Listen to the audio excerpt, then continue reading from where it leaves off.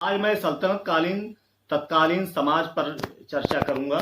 और मुस्लिम राज्य की स्थापना दिल्ली सुल्तानों ने जिस तरीके से एक आक्रमणकारी के रूप में की, तो इसको हम कह सकते हैं कि केवल जो है ये भारत पर एक राजनीतिक सत्ता परिवर्तन ही नहीं था।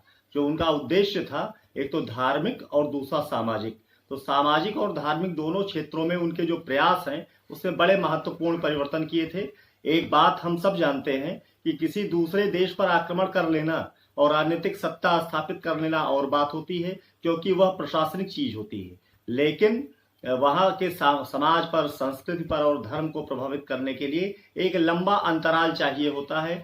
छोटी संख्या में, कम संख्या में एक आक्रमणकारी के रूप में इस्लाम भारत में आया था, और जिस तरीके से भारत में प्रवेश करने के बाद कह सकते हैं कि कट्टरता के साथ धर्म परिवर्तन की एक प्रक्रिया जो है प्रारंभ हुई।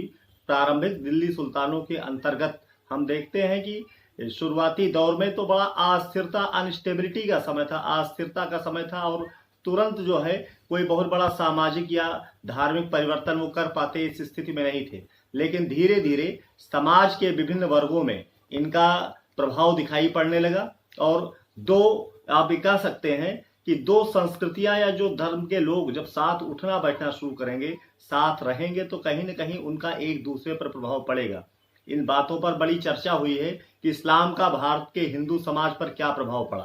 तो मेरी जो व्यक्तिगत विचारधारा है कि प्रभाव दोनों पर पड़ा। हिंदू और मुसलमान जब करीब आए, जैसे बलात् लड़कियों का, महिलाओं का अपहरण कर इन लोगों ने विवाह कर लिया, तो विवाह करने के बाद जो कन्याएं इनके घर में गईं, वो अपने सामाजिक व्यवस्था को, अपने रीति रिवाज को, अपने वस्त्र आदि को, जो भी है उसमें उनके अंदर परिवर्तन भी हुआ। और कहीं न कहीं आप इस बात को मानेंगे कि जो कुषाण, शक, ग्रीक और पर्थियन लोग थे, वो आकर भारतीय संस्कृति में पूरी तरीके से, भारतीय सभ्यता में पूरी तरीके से विलीन हो गए थे। कुषाण, शक, ग्रीक और पार्थियन। लेकिन मुसलमान भारत में आने के बाद, चूंकि भारतीयों की जो ग्राह्यता है, जो स्वीकार्यता है, धीरे धीरे जो है कह सकते हैं कि पाचन क्रिया जो है वो कहीं न कहीं जो है उतनी मजबूत नहीं रह गई थी। तो दिल्ली सल्तनत के स्थापना काल से ही दो वर्ग, हिंदुओं में और मुसलमान, दो हिंदू और मुसलमान भारतीय समाज में परिदृश्य में दिखाई पड़ने लगे। और यह स्पष्ट हो गया कि दो वर्ग, स्पष्टता जो इतिहासकार तत्कालीन और बाद के इतिहासकार जिस चीज पर चर्चा करते हैं कि दो वर्ग हैं। समाज की बात करेगा तो एक तरफ है हिंदू और दूसरी तरफ है मुसलमान। हिंदू चूंकि वर्गों में, संप्रदायों में, जातियों में, उपजातियों में विभक्त था, तो कहीं न कहीं ये मुसलमानों का या मुस्लिम आक्रमणकारियों का या इस्लामिक शासकों का एक तो प्रभाव यह था कि सत्ता की भागीदारी सुनिश्चित करने के उद्देश्य से एक आकर्षण पैदा किया।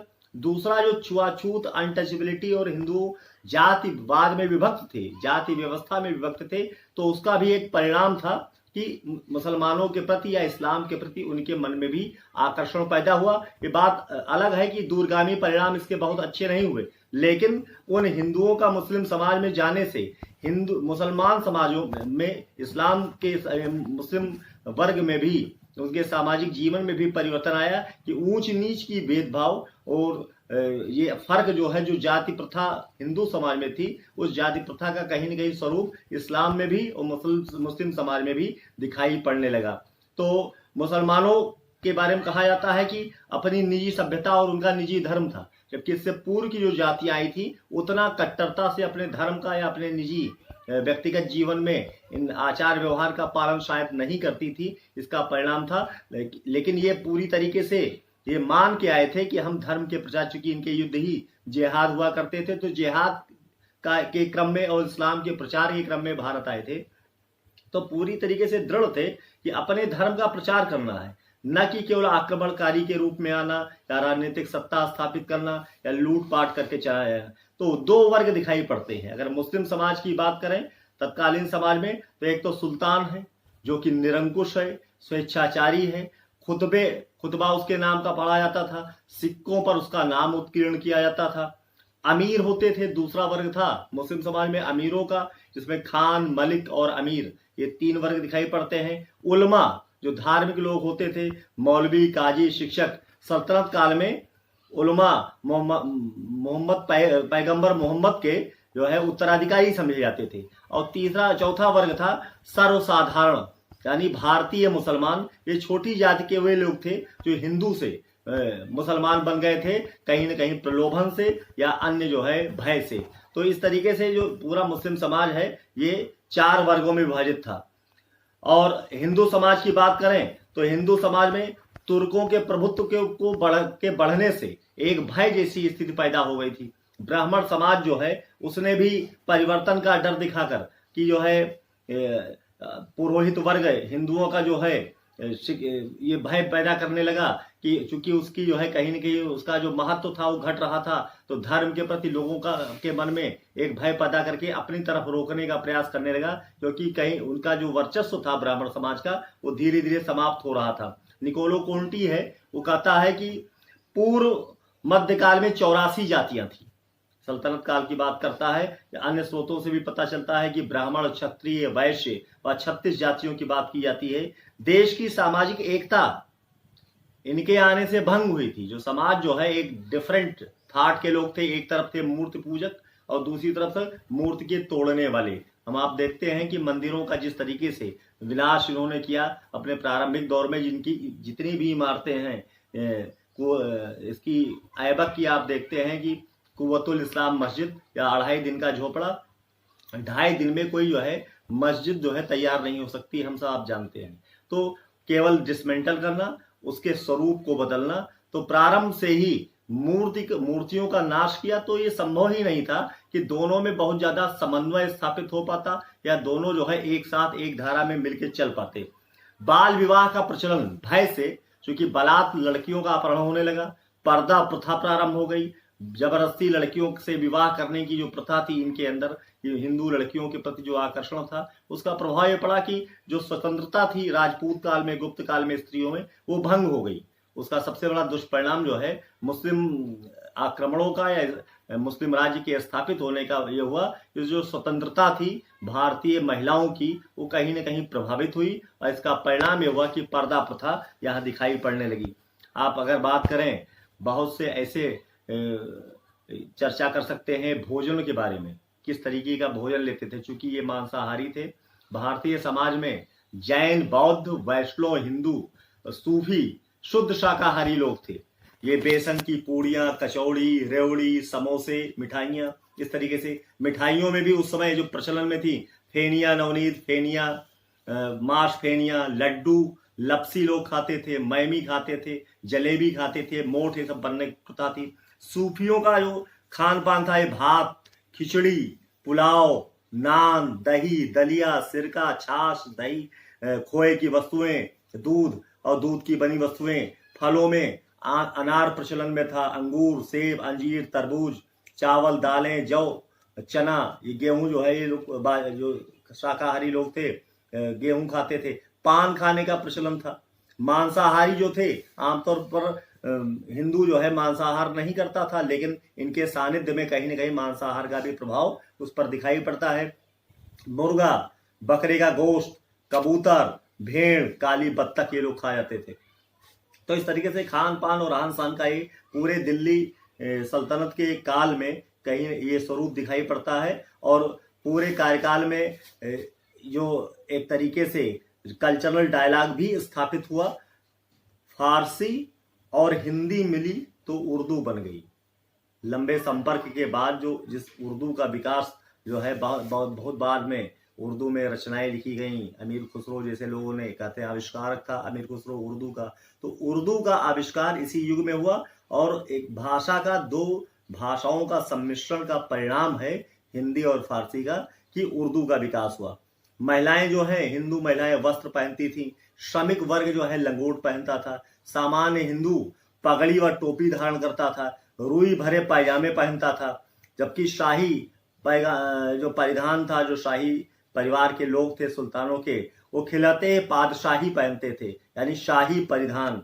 मुस्लिम महिलाएं घाघरा, शाल, ओढ़नी, पैराहन यानी ढीली कमीज, सलवार, पायजामा, बांहदार कमीज, चप्पल व जूतियां, बुर्का पहनने का प्रचलन उस दौर से भारत में शुरू होता, क्योंकि ये नई बात थी भारत के लिए। और तीज त्योहार की बात करें अगर, तो जैसे आज मनाया जाता है शोक का पर्व है मुहर्रम या ईद उल फितर, उर्स मनाए जाने की, जो सूफी संत हैं, जो उनके जो है मजारे हैं, जो कब्र हैं, उस पर जो है उर्स मनाने की परंपरा उस समय प्रचलन में आई। सालाना कोई न कोई जलसा होता था, उनके नाम पर जो है कोई न कोई जो है कार्यक्रम हुआ करता था। हिंदू भी बसंत पंचमी मनाता था, शिवरात्रि, होली, दशहरा, दीपावली, रक्षाबंधन, स्नान पर्व वगैरह होते थे।